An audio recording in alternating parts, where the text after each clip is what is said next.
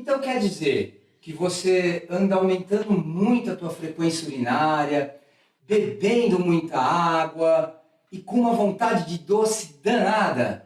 Como será que anda a tua glicemia? Você já ouviu falar do diabetes?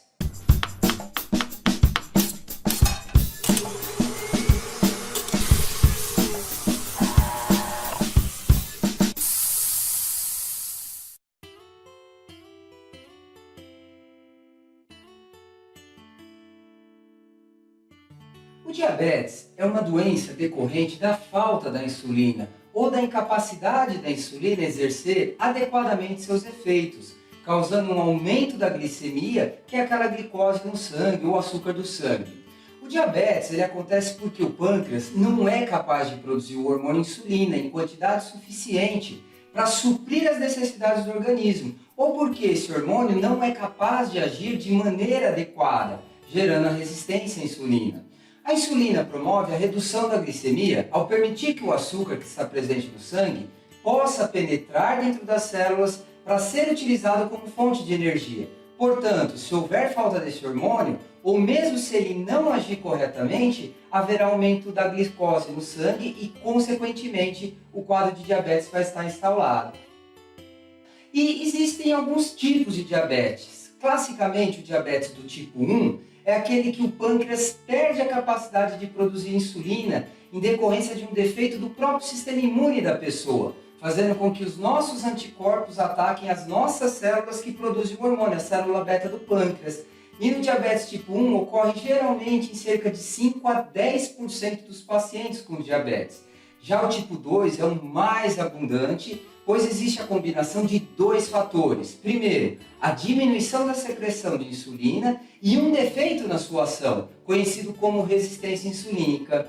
Geralmente, o diabetes tipo 2 ele pode ser tratado com medicamentos orais ou injetáveis. Contudo, com o passar do tempo, pode ocorrer o agravamento da doença. Já o tipo 2, para vocês terem uma ideia, ele ocorre em cerca de 90% dos pacientes com diabetes.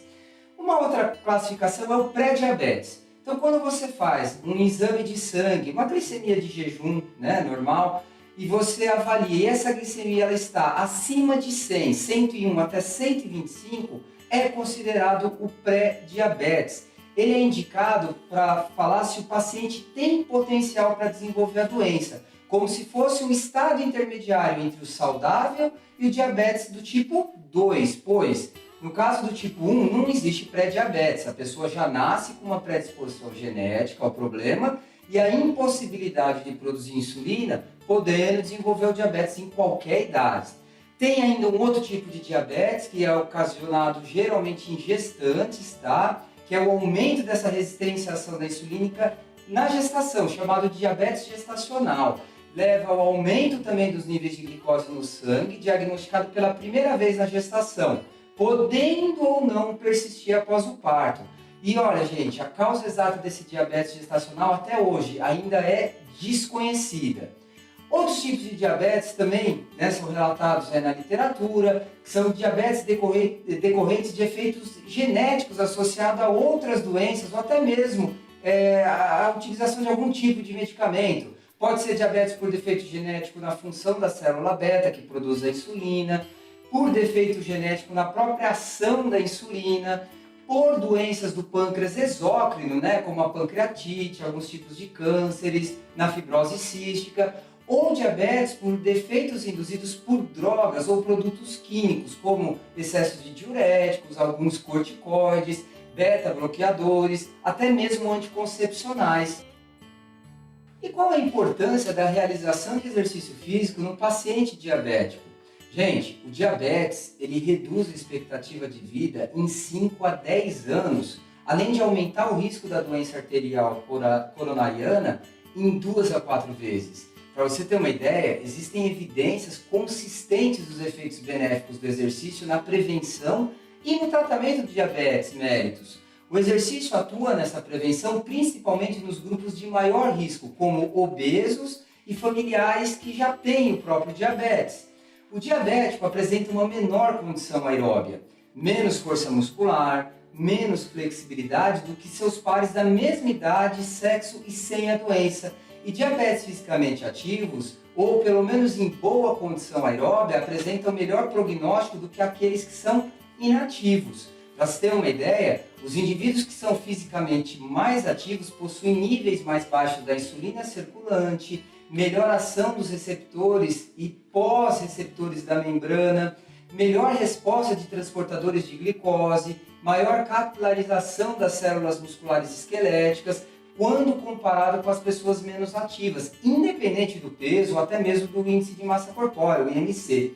Mas o exercício também atua na redução do peso corporal, que por si só já reduz o risco do diabetes do tipo 2. Importante aliado, gente, atuando sobre o controle glicêmico e sobre outros fatores de comorbidade, como a hipertensão, a dislipidemia, além de reduzir o risco cardiovascular. A atividade física também, ela vai promover uma maior capilarização das fibras musculares, melhorando a função das mitocôndrias, melhorando assim a sensibilidade dos tecidos à insulina. Para vocês terem uma ideia, observa-se em vários estudos maior sensibilidade à insulina nas 24 e 72 horas após uma sessão de exercício, aumentando a captação de glicose nos músculos e nas células de gordura, reduzindo a glicemia sanguínea. Além disso, o exercício aumenta a captação de glicose para os músculos por mecanismos que não dependem da insulina, envolvendo o GLUT4, que é aquela proteínazinha que transporta a glicose muscular ativada pela própria contração muscular. E que tipos de exercício são os mais indicados, né? Gente, na verdade, qualquer exercício é importante. Exercícios aeróbios envolvendo grandes grupos musculares, como por exemplo, caminhada, ciclismo, corrida, a natação, dança, entre outros, podem ser prescritos de forma constante e contínua, na mesma intensidade ou até mesmo intervalada, alternando diferentes intensidades do exercício. E exercícios de resistência e fortalecimento muscular também são muito importantes. Por quê? Porque eles provocam uma elevação da sensibilidade insulínica de maior duração, mediado também pelo aumento da massa muscular. Quantas vezes eu devo treinar? Exercícios aeróbios diariamente ou na maioria dos dias da semana. Para diabéticos, a recomendação da atividade aeróbia é diária, ou pelo menos a cada 2 dias. E é reforçado para que os benefícios sobre o metabolismo glicídico realmente sejam alcançados. Zanotto, quanto tempo deve durar o exercício? As grandes recomendações do ADA e até mesmo da Sociedade Brasileira do Diabetes diz que a duração necessária de uma sessão de exercício depende primeiro da intensidade e da frequência semanal desses exercícios. Em diabéticos, a duração de um exercício deve ser planejada para minimizar os riscos de hipoglicemia, geralmente sendo necessária a reposição de carboidrato quando o exercício tiver uma duração superior a 1 hora ou 60 minutos.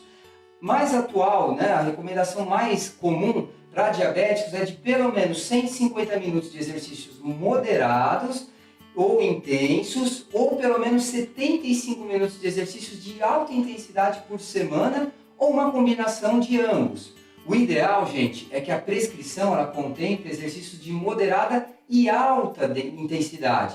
Aqui eu só queria fazer um adendo porque há uma série de evidências hoje de que os exercícios de maior intensidade, eles apresentam maior impacto no aumento da condição aeróbica e na redução da hemoglobina glicada do que o aumento do volume semanal desses exercícios em diabéticos. Só que é importante lembrar que exercícios mais intensos são de difícil realização e muitas vezes pouco seguros de serem alcançados em diabéticos. Assim, o que se recomenda é que a atividade moderada e se considerar a possibilidade de aumento da intensidade para benefício adicional no controle glicêmico. Portanto, inicie em moderado e vai avançando a intensidade ao longo do tempo, assim que já houver adaptação. Musculação é importante que seja treinado? Muito importante, as recomendações dizem de 2 a 3 vezes por semana, incluindo os grandes grupos musculares, progredindo para 2 a 3 séries de 8 a 10 repetições com peso, que não suporte mais do que essas repetições. Para o tipo 1, exatamente no tipo 1 é onde nós temos que tomar mais cuidados. Por quê? O maior risco na prática do exercício em diabéticos é a hipoglicemia, que pode ocorrer durante a atividade física, logo depois uma hipoglicemia de início tardio ou até mesmo horas após o final da atividade física. E a hipoglicemia ela é muito mais frequente em diabéticos que dependem de insulina e naqueles que também usam as substâncias que são secretoras de insulina pelo pâncreas, como os medicamentos como a sulfonylureia ou mesmo as glinidinas. Nesse caso, o monitoramento glicêmico, gente, é a base para a adaptação do tratamento ao exercício e deve ser conduzido antes, durante, quando a duração do exercício for superior a 45 minutos e depois do exercício, principalmente nos dependentes de insulina. Esse controle glicêmico deve ser realizado nessa fase de adaptação ao exercício, afinal você não vai ficar furando o seu paciente, o seu aluno o tempo todo. Quando se adaptou, ok, até de reduzir o monitoramento, mas na fase inicial vai se monitorando. Quando houver aumento na intensidade, na duração, na frequência do exercício, também deve se monitorar, ou quando houver modificação no esquema terapêutico ou mesmo na dieta. Nesse caso, se o médico modificar a quantidade de insulina ou mesmo a dieta do seu aluno, paciente, for modificada. Para um diabético que usa a insulina, o ideal é que a glicemia capilar, aquela medida na ponta do dedo, ela esteja pelo menos entre 100 e 200 mg por decilitro antes do início do exercício. No entanto, na presença de cetose e hiperglicemia, quando a glicemia fica superior a 250, o exercício está contraindicado, pelo maior risco de complicações como a cetoacidose diabética. Galera, para aquele diabético que pratica exercício sem supervisão, recomenda-se portar um cartão de identificação assinalando ser portador do diabetes e ter sempre alguém próximo que saiba da sua condição clínica e de como agir na presença de uma hipoglicemia. E sempre carregar fonte de carboidrato de rápida absorção. Uma dica que eu dou a muitos pacientes é aqueles sachêzinhos de mel, sempre ter ele no bolso. Caso a glicemia capilar esteja abaixo de 100, aí se recomenda a ingestão de pelo menos 15 a 30 gramas de carboidrato de rápida absorção e esperar pelo menos de 15 a 30 minutinhos para nova verificação. Quando a glicemia estiver um pouco mais elevada, principalmente entre 200 e 300, mas na ausência da cetose, é possível realizar os exercícios com cautela e observação presencial ou utilizar de 1 a 3 unidades de insulina de rápida ação antes de dar início aos mesmos. Se a hiperglicemia pré-exercício for observada em pacientes hidratados, assintomáticos, sem cetose e em período pós-prandial, depois que a pessoa comeu, os exercícios tendem a reduzir a glicemia plasmática. Ok, Zanuto, já sei como verificar essa glicemia, já sei que o exercício é importante, mas também, gente, eu queria deixar mais algumas dicas a você.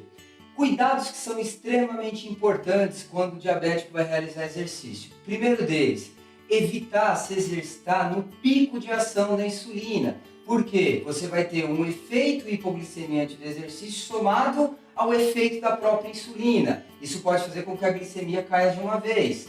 Não aplicar também, gente, a insulina em região que vai ser muito exigida durante o exercício.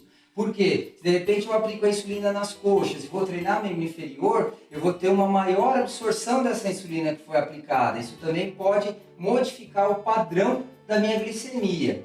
Uma outra coisa importante é em relação ao tipo de carboidrato que vai ser ingerido. O tipo de carboidrato indicado depende de fatores como a duração, a intensidade do exercício, o nível glicêmico antes e durante o exercício.